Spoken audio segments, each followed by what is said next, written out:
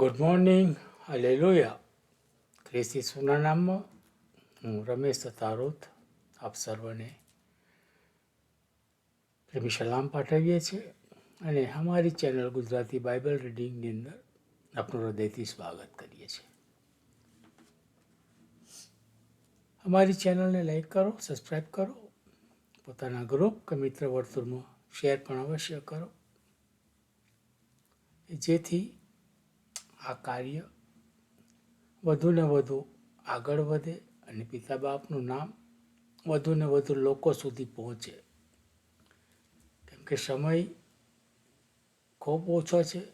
પિતા બાપ ક્યારે પાછા આવશે આપણે જાણતા નથી, પણ આપણે તૈયાર રહીએ તેને માટે તેમના પવિત્ર વચનોનું વાંચન ખૂબ જ જરૂરી છે. તો ચલો આજના વચનોમાં જઈએ. પિતા બાપનો આભાર માનીએ કે આ સમય, આ ઘડી, આ તક આપણને આપી કે આપણે તેમના વચનો વાંચી શકીએ છીએ, સાંભળી શકીએ છીએ, અને તે પણ આપણી માતૃભાષામાં. કેટલી અજાયબ જેવી વસ્તુ છે. તો ટૂંકી પ્રાર્થના કરીશું અને આપણે વચનોમાં જઈશું.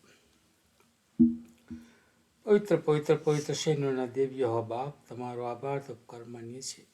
ગત દિવસોમાં તમે અમને સાચવા સંભાળ્યા, દોરા ચલા વાપર્યા, તેને માટે તમારો આભાર તો ઉપકાર માનીએ છીએ. તમને ધન્યવાદ આપીએ છીએ બાપ. આજના દિવસે તમે અમને આ સમય, આ ઘડી, આ તક આપી અને સંપૂર્ણ જે સાધનો અમને મળ્યા છે એ સઘળા સાધનો પણ તમે પૂરા પાડ્યા છે કે અમે તમારા પવિત્ર વચનો બીજા લોકોની સુધી પહોંચાડી શકીએ. તો તમે આ કાર્યને આશીર્વાદિત કરજો અને તમારા વચનો વધુ ને વધુ લોકો સુધી ફેલાય અને તેઓ તમારા વચનો સાંભળીને તમારા બાળકો બની રહે, તમારી હજુરમાં આવે, તમને માન, મહિમા અને ગૌરવ આપે, એવી કૃપા અમે તમારી પાસે માગી લઈએ છીએ.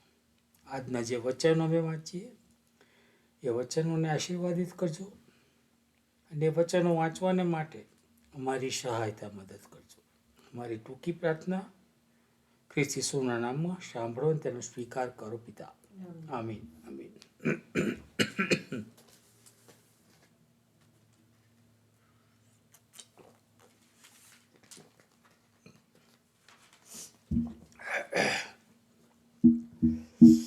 પવિત્ર પુસ્તક બાઇબલ અને તેનું 11મું પુસ્તક પ્રથમ રાજાઓ અને તેનો 20મો અધ્યાય.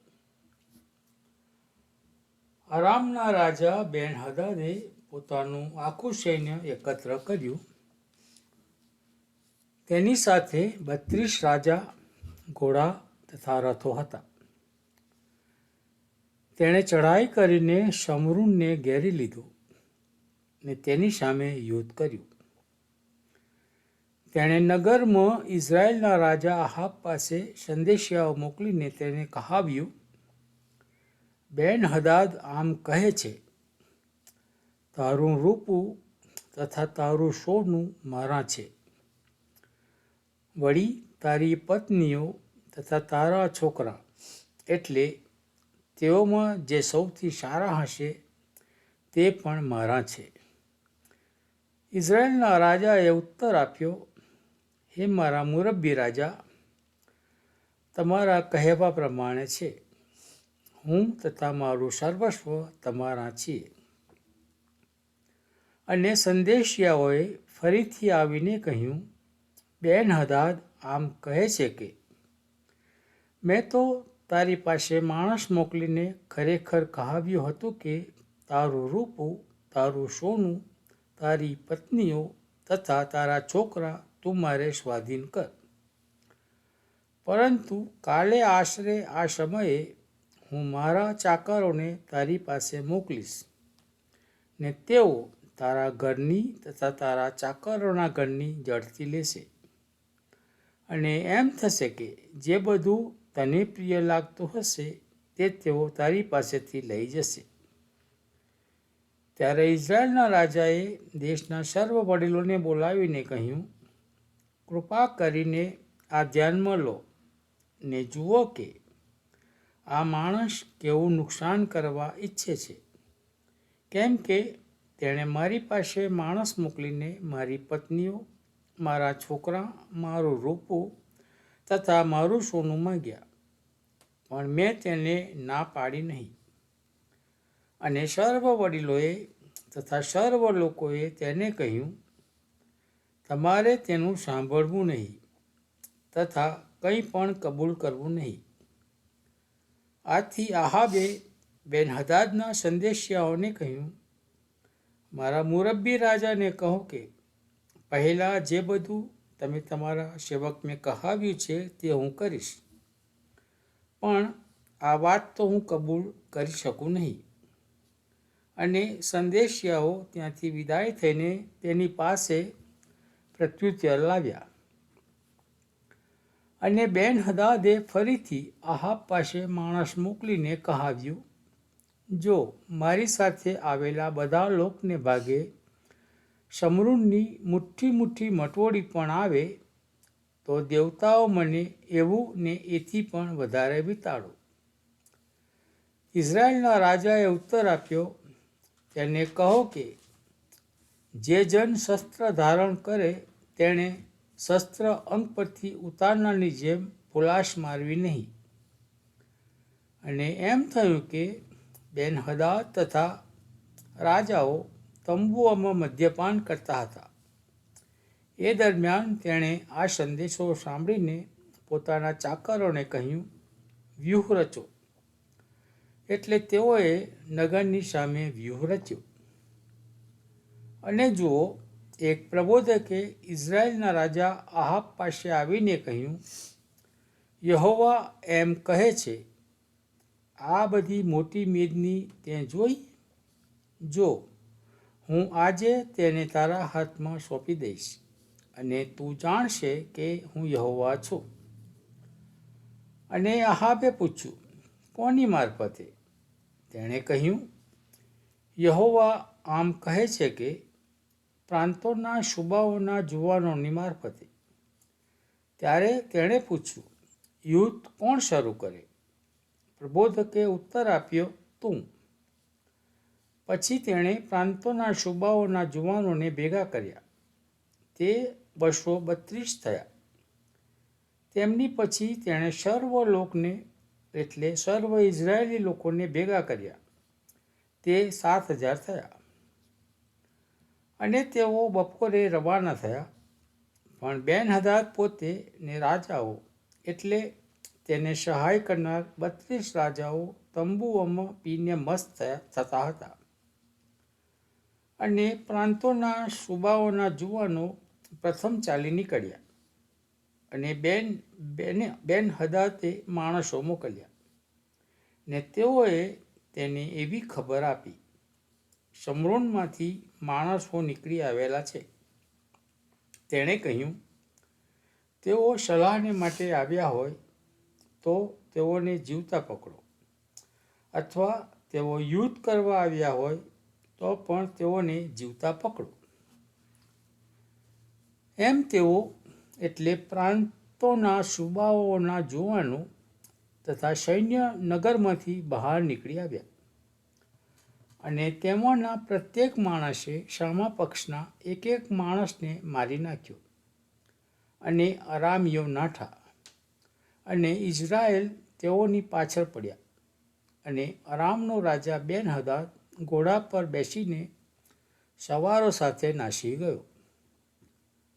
અને ઇઝરાયલના રાજાએ તેમની પાછળ પડીને તેઓના ઘોડા તથા રથોનો નાશ કર્યો ને ભારે કતલ કરીને અરામીઓનો સંહાર કર્યો.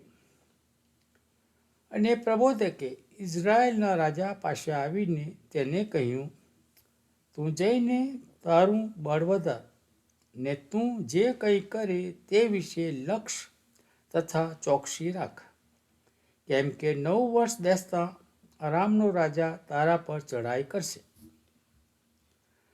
અને અરામના રાજાના ચાકરોએ રાજાને કહ્યું, તેમનો ઈશ્વર તો પર્વતોનો ઈશ્વર છે. તેથી તેઓ આપણા કરતાં બળવાન હતા. પણ આપણે તેમની સાથે મેદાનમાં યુદ્ધ કરીએ તો નિસંશય આપણે તેઓના કરતાં બળવાન થઈશું. અને તમે આટલું કરો, પ્રત્યેક રાજાને તેની જગ્યાએથી દૂર કરીને તેઓની જગ્યાએ સરદારોને રાખો. અને તમારી જે સેના તમે ગુમાવી છે તેના જેટલી જ, એટલે તેમાં ઘોડા હતા તેટલા ઘોડા, ને તેમાં રથ હતા તેટલા રથની સેના તમે ઊભી કરો.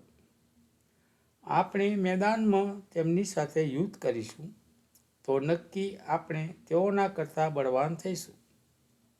અને તેણે તેઓની વાણી સાંભળી ને તે પ્રમાણે કર્યું. 9મું વર્ષ બેસતાં એમ થયું કે બેન-હદાદ અરામીઓને ભેગા કરીને ઇઝરાયલ સામે યુદ્ધ કરવા માટે અફેક સુધી સવારી લાવ્યો. ઇઝરાયેલી લોકો ભેગા થઈને ભાથો લઈને તેઓની સામે ગયા, અને ઇઝરાયેલી લોકોએ તેઓની આગળ લવારાની 2 નાની ટોળીઓની માફક છાવણી કરી. પણ અરામીઓથી તો આખો પ્રદેશ ભરાઈ ગયો હતો. અને એક ઈશ્વર ભક્તે પાસે આવીને ઇઝરાયેલના રાજાને કહ્યું, યહોવા એમ કહે છે કે, અરામીઓએ કહ્યું છે કે, યહોવા તો પર્વતોનો દેવ છે, પણ તે મેદાનનો દેવ નથી. એ માટે હું આખો મોટો સમુદાય તારા હાથમાં સોંપીશ. ને તમે જાણશો કે હું જ યહોવા છું. અને તેઓએ 7 દિવસ સુધી સામસામી છાવણી રાખી. અને 7મે દિવસે એમ થયું કે જંગ મચ્યો. અને ઇઝરાયેલી લોકોએ એક દિવસમાં અરામના 1,00,000 પાયદળ સિપાહીઓને મારી નાખ્યા. પણ બાકીના અફેક નાસી જઈને તે નગરમાં પેસી ગયા. અને બાકી રહેલા 27,000 માણસ પર કોટ તૂટી પડ્યો. બેન-હદાદ નાઠો ને નગરમાં પેસી જઈને ભીતરની ઓરડીમાં ભરાઈ બેઠો. તેના ચાકરોએ તેને કહ્યું, હવે જુઓ, અમે સાંભળ્યું છે કે ઇઝરાયેલના રાજાઓ દયાળુ છે, તો કૃપા કરીને અમને અમારી કમરે ટાટ તથા અમારા માથા પર દોરડા વીંટાળીને ઇઝરાયેલના રાજા પાસે જવા દો. કદાચ તે તમારો જીવ બચાવે.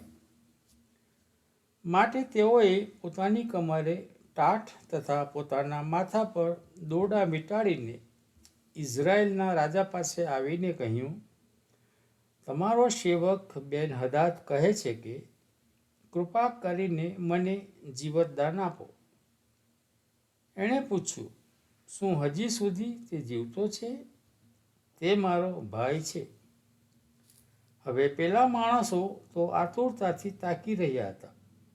તેથી તેઓએ તેના બોલવાનો ભાવ ઝટ પકડી લીધો. અને તેઓએ કહ્યું, તમારો ભાઈ બેન-હદાદ હયાત છે. ત્યારે આહાબે કહ્યું, તમે જઈને તેને તેડી લાવો. ત્યારે બેન-હદાદ તેની પાસે બહાર આવ્યો. અને તેણે એને પોતાની સાથે રથમાં બેસાડ્યો. અને બેન-હદાદે તેને કહ્યું, જે નગરો મારા પિતાએ તમારા પિતા પાસેથી લઈ લીધા હતા તે હું પાછા આપીશ. અને જેમ મારા પિતાએ શમરૂનમાં ચોક ચૌટા બનાવ્યા હતા તેમ તમે પોતાને માટે દમસ્કસમાં બનાવજો. અને આહાબે કહ્યું, હું આ શરતે તમને જવા દઈશ. એમ આહાબે તેની સાથે કરાર કરીને તેને જવા દીધો. અને પ્રબોધકોના પુત્રોમાંના એક માણસે યહોવાના વચનથી પોતાના સાથીને કહ્યું, કૃપા કરીને મને માર. અને તે માણસે તેને મારવાની ના પાડી. ત્યારે એણે તેને કહ્યું, તે યહોવાની આજ્ઞા માની નથી, માટે જો તું મારી પાસેથી વિદાય થઈશ કે તરત એક સિંહ તને મારી નાખશે. અને તેની પાસેથી તે વિદાય થયો કે તરત તેને એક સિંહે પકડીને મારી નાખ્યો. પછી પેલાને બીજો માણસ મળ્યો અને તેણે તેને કહ્યું, કૃપા કરીને મને માર. અને એ માણસે તેને મારીને ઘાયલ કર્યો. એવી સ્થિતિમાં તે પ્રબોધક જઈને રાજાની રાહ જોતો માર્ગમાં ઊભો રહ્યો ને પોતાની પટકો પોતાની આંખો પર વીંટીને વેશ બદલ્યો. અને રાજા તેની પડખે થઈને જતો હતો ત્યારે તેણે રાજાને હાંક મારીને કહ્યું, તારો દાસ યુદ્ધમાં ગયો હતો, અને જુઓ, એક માણસે એક બાજુએથી આવીને મારી પાસે એક માણસને લાવીને કહ્યું, આ માણસને પકડી રાખ. જો કોઈ પણ રીતે તે જતો રહેશે તો તેના જીવને બદલે તારો જીવ જશે, અથવા તો તારે 1 તાલંત રૂપું આપવું પડશે. હવે તારો દાસ અહીં તહીં કામમાં ગૂંથાયેલો હતો, એટલામાં પેલો જતો રહ્યો. અને ઇઝરાયેલના રાજાએ તેને કહ્યું, તારો ન્યાય એ જ પ્રમાણે થશે. તે પોતે તે કામનો ન્યાય ચૂકવ્યો છે. અને તેણે ઉતાવળથી પોતાની આંખ પરથી પટકો કાઢી નાખ્યો. એટલે ઇઝરાયેલના રાજાએ તેને ઓળખ્યો કે તે પ્રબોધકોમાંનો છે. અને પ્રબોધકે રાજાને કહ્યું, યહોવા આમ કહે છે કે જે માણસને મેં નાશપાત્ર ઠરાવ્યો હતો તેને તે તારા હાથમાંથી જવા દીધો છે. માટે તેના જીવને બદલે તારો જીવ જશે, ને તેના લોકને બદલે તારા લોક માર્યા જશે. આથી ઇઝરાયેલનો રાજા ઉદાસ તથા નાખુશ થઈને પોતાને ઘેર ગયો ને શમરૂનમાં આવ્યો. પ્રભુ આ વાંચેલા વચનોને પુષ્કળ આશીર્વાદિત કરો અને આ વચનોના ગૂઢ મર્મ સમજવાને માટે અમારી સહાયતા મદદ કરો.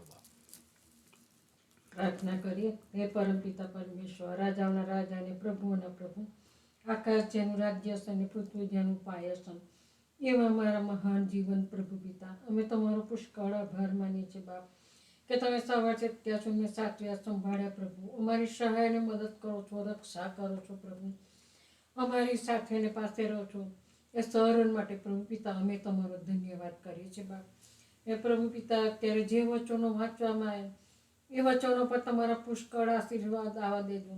અને આ વચનો જે શ્રોતાજનો સાંભળે છે પ્રભુ, એ પ્રત્યેકના હૃદયમાં તમે વાત અને વ્યવહાર કરજો, અને અનેક આત્માઓ તમારી ગમ ફરે એવું તમે થવા દેજો. તમે અમારા જીવનનો સુંદર દિવસ પૂરો પાડ્યો, એના માટે પણ અમે તમારો પુષ્કળ આભાર માનીએ છીએ. અને બાપ, તમે જે અમને અત્યારે સુંદર તક આપી છે તમારો વચનો વાંચવાને માટે, એના માટે પણ અમે તમારો આભાર માનીએ છીએ. અને તમે અમને બાઇબલ વાંચવામાં પણ સહાય અને મદદ કરી, એના માટે પણ અમે તમારો પુષ્કળ આભાર માનીએ છીએ. જેઓ બીમાર છે તેમને સાજાપણું આપજો, દુઃખિત પરિવારને દિલાસો આપજો, નિરાધારના આધાર, વિધવાના બેલી, અનાથોનો નાથ તમે થજો. જે ઘરમાં મરણે પ્રવેશ કર્યો હોય એ દુઃખિત પરિવારને પ્રભુ તમે દિલાસો આપજો. હા પ્રભુ, એમના ઘરમાં વાલાના જવાથી જે ખોટ પડી છે પ્રભુ, એ ખોટ તમે પૂરી પાડજો. જે લોકોને રહેવાને ઘર, ખાવાની, અન્ન, પીવાને પાણી, ને પહેરવાને વસ્ત્ર નથી પ્રભુ, નોકરી નથી, ત્યારે બાપ અમે સર્વને માટે માગીએ છીએ કે તમારા ખુદ ભંડારમાંથી પ્રભુ સહગૃહ તમે જરૂરિયાત તમે પૂરી પાડો. જ્યાં જ્યાં તમારું નામ લેવાય છે, જ્યાં જ્યાં તમને લોકો ઓળખે છે પ્રભુ, એ પ્રત્યેકને પ્રભુ તમારા આશીષ અને તમારી કૃપાથી ભરો. જે તમારા બાળકોને સતાવવામાં આવે છે પ્રભુ, ત્યારે એવા લોકો માટે માગીએ છીએ પ્રભુ કે એમના હૃદયમાં તમે વાત અને વ્યવહાર કરો પ્રભુ. એમનું હૃદય પ્રભુ આજે તમે નમ્ર બનો, અને આજે એ હૃદય પ્રભુ તમારી આગળ નમ્ર બને, એ ઘૂંટણો આજે તમારી આગળ નમે પ્રભુ, અને એમના જીભે પ્રભુ આજે તમારો તારણહાર તરીકે સ્વીકાર કરે પ્રભુ, અને પોતાના પાપોની કબૂલાત કરે, અને તમે તેઓને ક્ષમા કરો પ્રભુ, અને તેઓ તમારા બાળકો બને એવું તમે થવા દેજો.